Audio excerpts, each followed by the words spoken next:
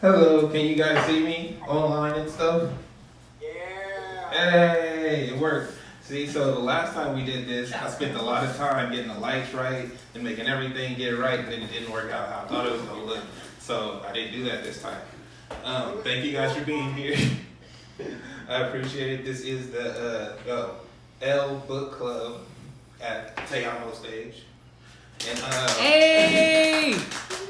I appreciate you guys for being a part of the book club and indulging my flights of fancy, wanting to try to tell jokes when I want to.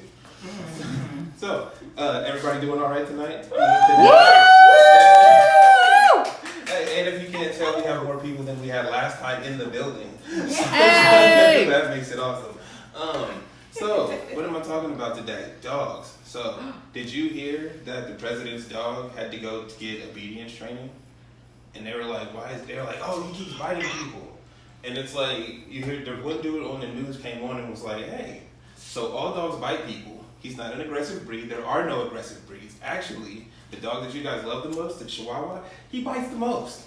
And I'm like, oh, that's the first time I've ever heard somebody say that. And was so surprised and so happy that I don't have a joke. I just wanted to tell people. I'm done. Already dead. So I was like, is this going to turn into a political thing? Because it's the president's dog. You got a heckler now. No. I don't like. I mean, we could go into politics and stuff, but it's like, I don't know, man. Like, I mean, you got the racisms, you got the sexisms, and then there's this new thing called digitalism. Are y'all aware of digitalisms? Who's it what? Yes. Nobody knows that. You know, you get judged by the type of phone you got. Right? And it's not by you, it's by the computers. Okay, so how this works. Yeah, see? I see your face. See your face too. Now, with that, it's, so say you order DoorDash, right? Now, I have an account, and my wife has an account, right? Or she doesn't have one, my account's on her phone. Her phone's better than mine, right? When I order, they always knock on the door, call me 4 times, make sure I get my order, right? When she ordered, they just drop it off at the door and leave. Yeah, I don't get it. Why? Because you got a better phone. They trust you because you spent more on your iPhone than I did on my $110 Android phone. And who's making those decisions? It's not people. Nobody cares. It's the computer. The computer's like, hey, they got an iPhone. Just drop it off. They're cool. Hey, they got an Android. Don't do that. Make sure. They call us all the time, say they didn't get their shit. Make sure they got their shit.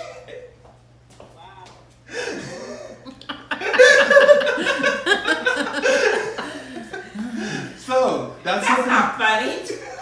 But you laugh. I know. So with that, it's just one of those things I gotta watch out for. It's one of these things that I feel like has gone away because nerds rule the world, and we didn't think about that when we was in school trying to be cool, right? So they was like, yo, if they did this, then they should do this. All them extra steps, right? We was just trying to be cool and look good in school, right? Like make sure our clothes match, make sure we was fitted. They was too busy like, nah, man, we need a system to make sure that people get what they paid for. Now, if you pay good money on your phone, you gonna get your food. If you cheap, we gonna make sure you ain't stealing this food.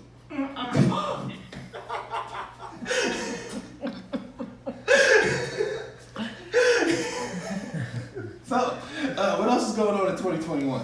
I'm going kind of DoorDash. It's all of them. Oh, Uber Eats. Okay. What's it called when you come out here? You know when you live in the city limits? All right, so some people have the pleasure of living inside of a city. Right. Right? They got all of the accoutrements that come with a city. Good transportation, or at least public transportation that's around. And all the food spots is always nearby. I live on the outskirts of the outskirts. It's like there was a suburb and then they built where I live, right? So when you live out here, you gotta walk 10 miles to get to the bus. You gotta take what they give you on DoorDash.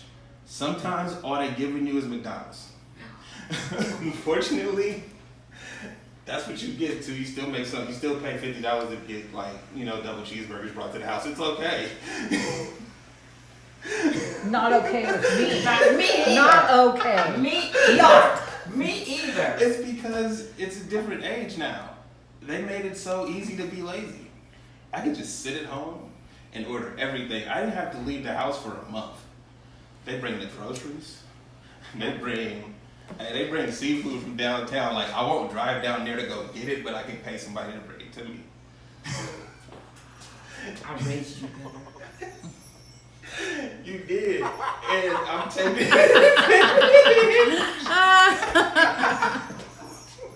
So I'm just being honest. This is where we at right now. This is. I mean, I don't like that world.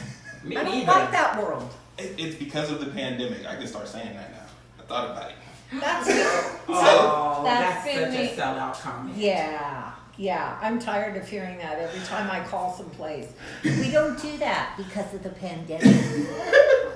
What they gonna do when it's over?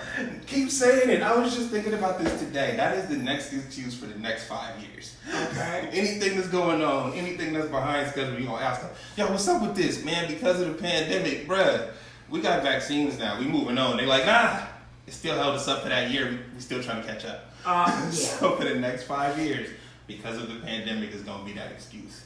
And like I said, I've been having this life before the pandemic. But now, after the pandemic, because the pandemic, I can excuse it. Pandemic. Even Brony looking out the window. Hey Look man, at- look, Brony needs to not look out that door. Okay, so back to dogs. Okay. Speaking of, Brony's my dog. If you don't know, his name is Joe Brony, right? And the reason his name is Jabroni is because he just move around. Look how he's looking at me right now. He just move around like he owned things, right? So, but he also act like he tough when he really not from the streets. Like he grew up in an apartment. He never really went outside. I walked him, of course, but not too much, right? See, he leaving the room. He like, hold on, He say he getting ready to lie on me. I'm not hearing that. Not hearing that. He getting ready to lie. So we out here. So now that we got a yard, we got neighbor dogs, right? And the neighbor dogs is from the streets. Like when I say they're from the streets, I mean they just, rough. Like he ain't rough, right? He's been in the house. He sleep on the bed. He not rough. They sleep outside. They know what the weather's like. They know they rough, right? So he go out there on the fence. He bang on it, then he run over there and bite it like he tough. Right? But then as soon as one of them stick their head through the fence, he's like, oh, hell no, I'm running out. That ain't true. Okay. See, look, he went outside and started looking at me. Shameful. Yeah. He's like, nah. How dare you tell my secrets like That's it. that? That's the look he has on his Yeah. face too. He's trying to see that he doesn't If lie. dogs could talk, No, I mean, right? he turned his back on me. Yeah. Hey, he know what's up, man. He know how it is, because we go back and forth. I love him. But he also be faking like he hard and he not. And that's one thing that is not cool to see your dog do, because it's like, arr, arr, oh shit. It's like, bro, what happened? You was just right there with him. You was barking with him. You was out there tussling with him. You was ready until they got serious. He was like, hell nah. Look at him. So, with that said, I think that's 5 minutes. Who knows? I appreciate you guys for indulging me in these jokes, if they were funny or not. And we can talk about the book a little bit. Oh, actually, about the book. So it's called, hopefully nothing disconnected. It's called Memoirs and Misinformation, right? So, in that book, I don't know if everybody read it all the way through, but there was one part that mattered to me. I didn't care about the beginning. I didn't care about the end. I only cared about Rodney Dangerfield. All right. Yeah.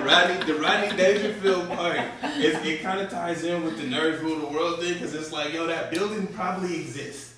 Like I feel like in this book, it went from, I'm gonna just tell you a little bit about me. Then I'm gonna tell you this really weird thing that I actually do. Then I'm gonna just mess it up with this other information, right? And the Rodney Dangerfield part is like, yo, that's your essence in perpetuity throughout the universe. If y'all ever seen, or what Dave Chappelle was just fighting for, his contract, he was mad because Comedy Central said they owned him in perpetuity throughout the universe. And then it's like, what does that mean? Then you see Rodney Dangerfield is in a supercomputer, giving you all his essence, and he got all the mannerisms, and he talked like him. and everything is just not, you know, physically him. But what are we anyway? But consciousness. All right, yo, that's all I wanted to say. Dude. Yeah. All right, thank you guys.